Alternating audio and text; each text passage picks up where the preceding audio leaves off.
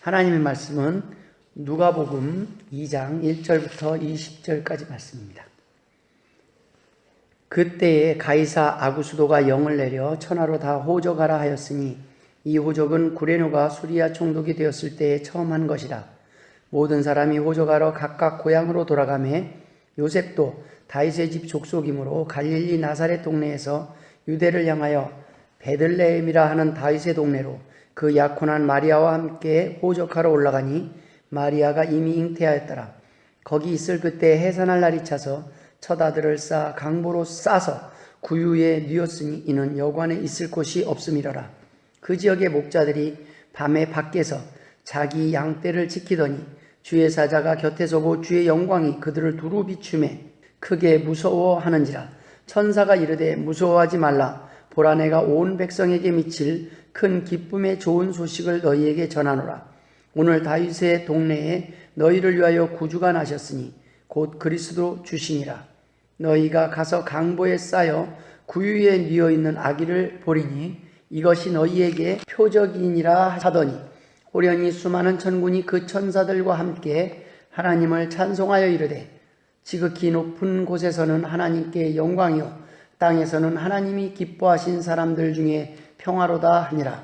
천사들이 떠나 하늘로 올라가니 목자가 서로 말하되 이제 베들레헴으로 가서 주께서 우리에게 알리신 바 이 이루어진 일을 보자 하고 빨리 가서 마리아와 요셉과 구유에 누인 아기를 찾아서 보고 천사가 자기들에게 이 아기에 대하여 말한 것을 전하니 듣는 자가 다 목자들이 그들에게 말한 것들을 놀랍게 여기되 마리아는 이 모든 말을 마음에 새기어 생각하니라. 목자들은 자기들에게 이르던 바와 같이 듣고 본 그 모든 것으로 인하여 하나님께 영광을 돌리고 찬송하며 돌아가니라. 아멘.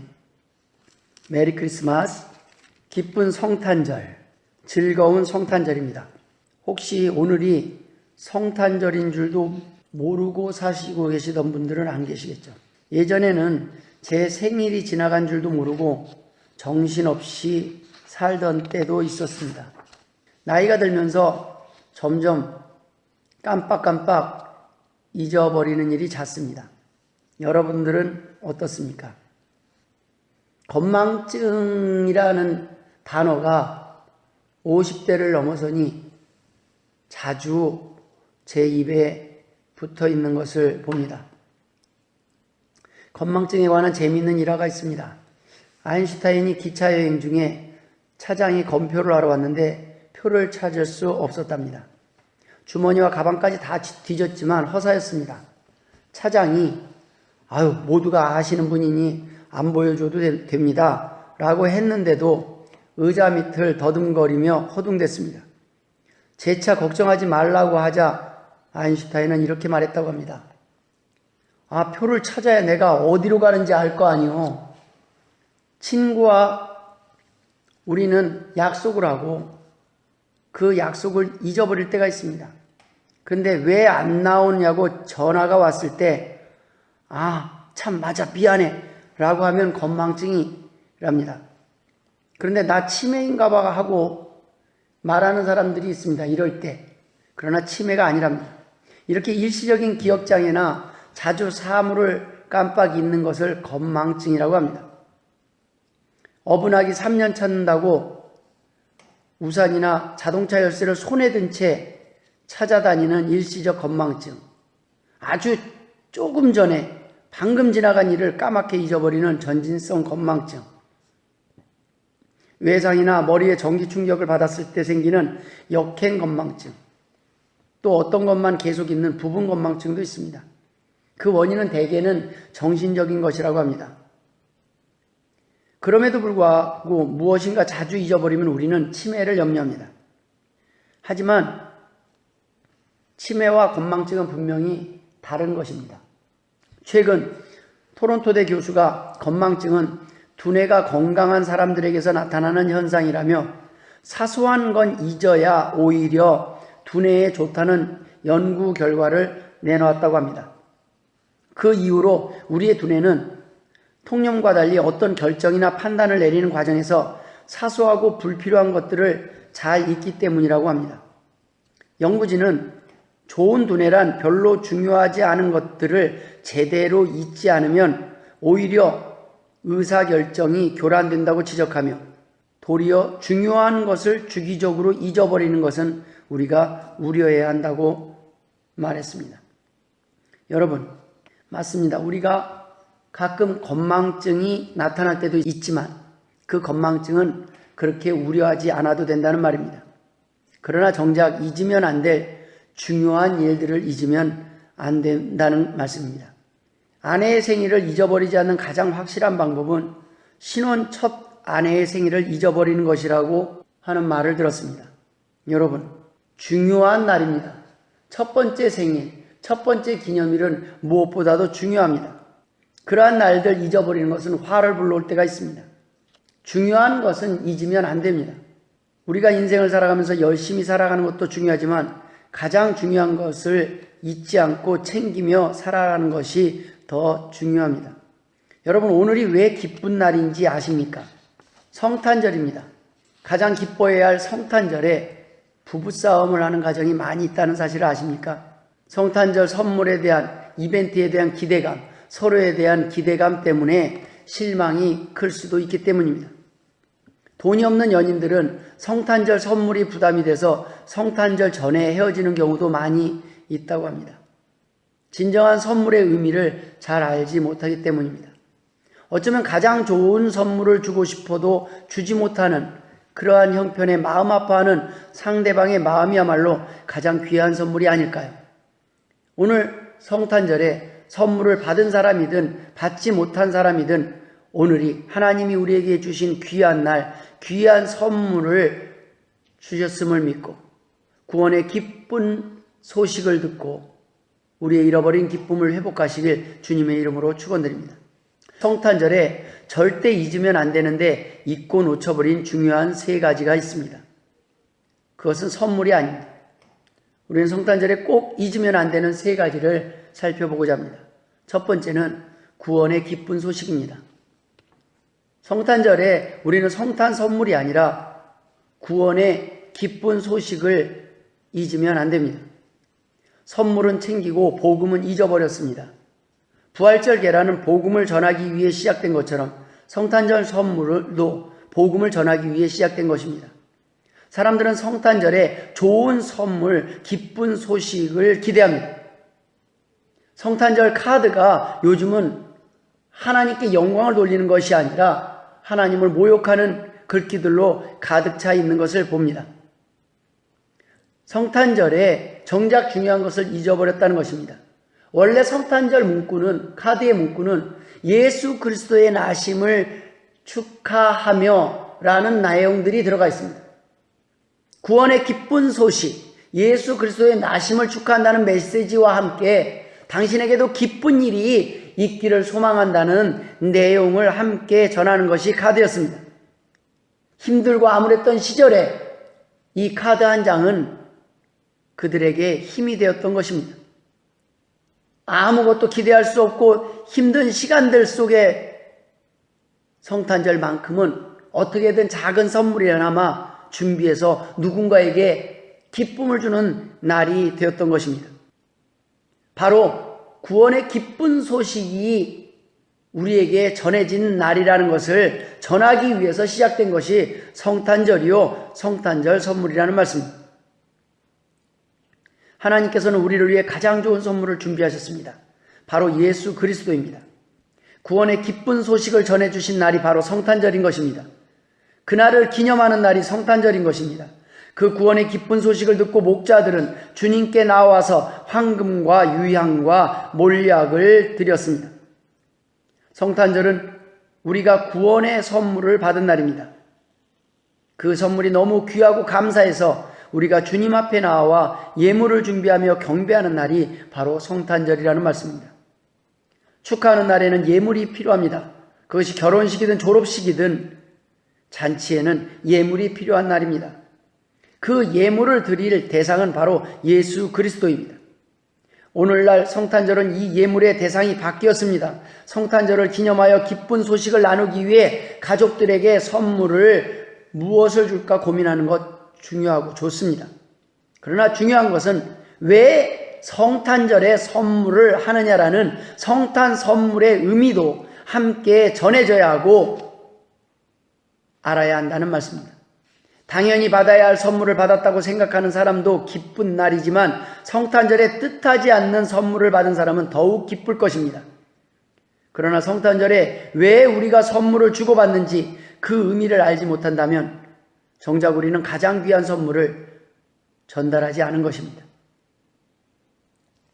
오늘 본문의 목자들은 예수님께 드린 예물뿐만 아니라 구원의 기쁜 소식을 함께 전했습니다. 오늘날은 성탄 선물은 있으나 성탄의 기쁜 소식을 전하지 않습니다. 성탄의 기쁜 소식을 전해야 할 대상은 기독교인들이 아닙니다. 성탄의 의미를 알지 못하는 사람들에게 전해야 하는 것입니다. 그들에게 아무런 조건도 없이 베푸는 사랑의 선물과 함께 구원의 기쁜 소식을 전하는 날이 성탄절이라는 말씀입니다. 성탄절 선물은 있으나 성탄 선물을 주고받게 된 가장 중요한 이유, 구원의 기쁜 소식이 빠졌습니다. 성탄절이 기쁜 이유는 인류가 가장 귀한 선물을 받은 날이기 때문입니다. 구원의 길이 열렸기 때문입니다. 소망이 생겼기 때문입니다. 가장 귀한 이 기쁜 소식이 빠졌다면 정말 안고 없는 찐빵이 아니겠습니까? 성탄절은 다른 날보다 더 우울한 날이 되어서는 안 됩니다. 애인이 없어서, 배우자가 없어서, 선물을 주고받을 가족이나 친구가 없어서, 또는 받은 선물이 없어서 슬픈 날이 되어서는 안 된다는 말입니다. 성탄절은 온 인류가 가장 귀한 선물을 받은 날입니다. 그 누구도 이 선물을 받지 못할 사람은 없습니다. 믿음으로 받아들이면 그 누구에게나 구원의 길이 열리는 날이 바로 성탄절이라는 말씀입니다. 두 번째, 우리는 성탄절에 잊고 있는 것이 있습니다. 바로 성탄절의 주인공 예수 그리스도입니다. 조연만 있고 정작 주인공이 잊혀졌다는 말입니다. 성탄의 주인공은 애인도 배우자도 가족도 불우이웃도 아닙니다. 우리를 구원하시기 위해 이 땅에 오신 예수 그리스도입니다. 크리스마스, 성탄절 하면 떠오르는 것이 무엇입니까? 오늘날 성탄절의 조연은 있으나 정작 주인공이 빠졌습니다. 오늘 본문의 주인공은 예수 그리스도입니다. 조연이 마리아, 요셉, 목자들, 천사들입니다. 이들은 위대한 조연들이지만 결코 주연이 아니라는 겁니다. 아니, 결코 주연이 되어서는 안 된다는 말씀입니다. 오늘날 성탄절에는 썰매도, 선물도, 산타도, 루돌프 사슴도, 크리스마스 트리도 주인공이 되어서는 안 되지만 그 자리에, 주인공의 자리에 버젓이 올라가 있습니다. 오늘날 주연보다 더 설치는 조연들은 과연 누구입니까? 성탄절에 예수님은 방이 없어 마국간 구유에서 태어나셨는데 오늘날 성탄절에는 동일하게 모텔마다 예약이 꽉 차서 빈 방이 없다고 합니다. 과연 그들은 성탄절 의미를 알고 있는 사람들입니까? 예전에는 성탄절에 아침마다 캐롤을 부르며 성탄절 새벽송을 돌았던 기억이 납니다. 그러나 오늘날은 그 새벽송조차도 이해하지 않습니다. 아파트마다 문이 잠기고 집집마다 문이 잠겨 있어서 이제는 성탄절 새벽송을 도는 것도 소음공해라 해서 그것도 이해하지 못해서 이제는 성탄절 새벽송마저 사라지고 없어졌습니다. 여러분, 그때 그 시간들이 그립습니다. 새벽송을 돌 때마다 사람들이 물었습니다. 왜 새벽에 도나?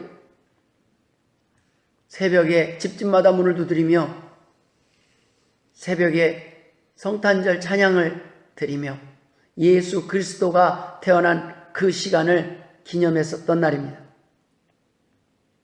이제는 새벽송도 사라지고 이제는 산타만 남았습니다. 선물만 남았습니다. 크리스마스 트리만 남았습니다.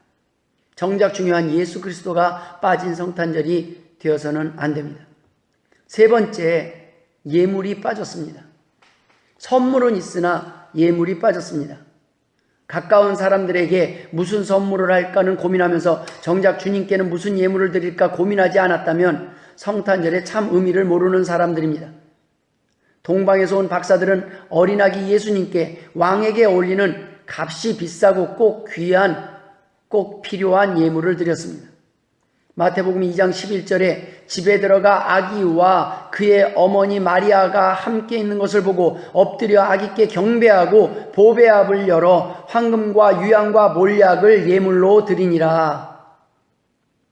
여러분, 예물과 재물은 차이가 있습니다. 하나님 앞에 나올 때 돈을 준비해서 내는 것이 아니라는 것입니다. 여러분, 성탄절 선물의 특징이 있습니다. 무엇입니까? 그 안에 무엇이 들었든 상관이 없지만 포장을 합니다. 정성스럽게 포장을 합니다. 예물이기 때문입니다. 의미가 있는 선물이기 때문입니다. 귀하게 정성껏 하나님 앞에 준비를 해야 되는 날입니다. 많은 주석가들은 황금은 메시아의 왕권을, 유향은 예수의 신성을, 그리고 몰약은 그리스도의 순환과 죽음을 상징하는 것으로 해석하기도 합니다. 칼빈은 또한 왕과 제사장과 그분의 장사되심을 각각 상징한다고 말하기도 했습니다. 중요한 것은 주님께 꼭 필요한 예물이었다는 것입니다. 성탄절에 주님이 원하실 만한 예물, 주님께 꼭 필요한 예물이 무엇인지 우리는 생각해 보아야 합니다. 하나님이 원하시는 예물, 가장 기뻐하시는 예물은 무엇입니까? 마태복음 23장 23절에 화 있을진저 외식하는 서기관들과 바리새인들이여 너희가 박하와 회향과 근채와 11조는 들이되 율법에 더 중한 바 정의와 긍휼과 믿음은 버렸도다. 그러나 이것도 행하고 저것도 버리지 말아야 할지니라. 누가복음 11장 42절에는 화 있을진저 너희 바리새인이여 너희가 박하와 운향과 모든 채소와 11조는 들이되 공의와 하나님께 대한 사랑은 버리는도다. 그러나 이것도 행하고 저것도 버리지 말아야 할지니라. 여러분, 주님 앞에 성탄절에 헌금을 하는 것 중요합니다. 그러나 더 중요한 것이 있다는 말씀입니다.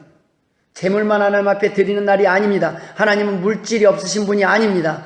하나님은 여러분에게 구걸하시는 분이 아닙니다. 하나님은 우리에게 기대하시는 것은 바로 사랑의 고백입니다.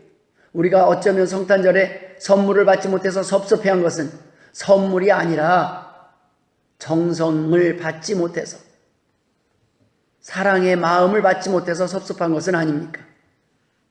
바로 사랑입니다. 하나님을 사랑한다는 고백입니다. 구원의 길을 열어주시기 위해 이 땅에 오신 예수님께 감사하고 기뻐하며 기념하는 오늘 기쁜 성탄절에 하나님 사랑합니다. 주님 사랑합니다. 주님 감사합니다라는 귀한 고백을 통해 하나님을 기쁘시게 하는 성도 여러분 되시길 주님의 이름으로 축원드립니다. 기도하겠습니다.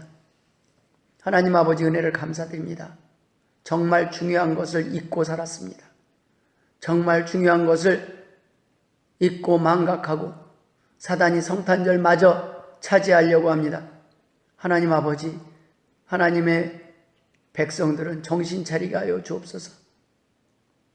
무엇보다도 하나님 예수 그리스도가 주인공임을 잊지 말게 하여 주시고 하나님 앞에 우리가 진정 드려야 될 예물이 무엇인지 알게 하시고 정말 이 땅에서 우리가 살아가는 동안 하나님이 원하시는 것,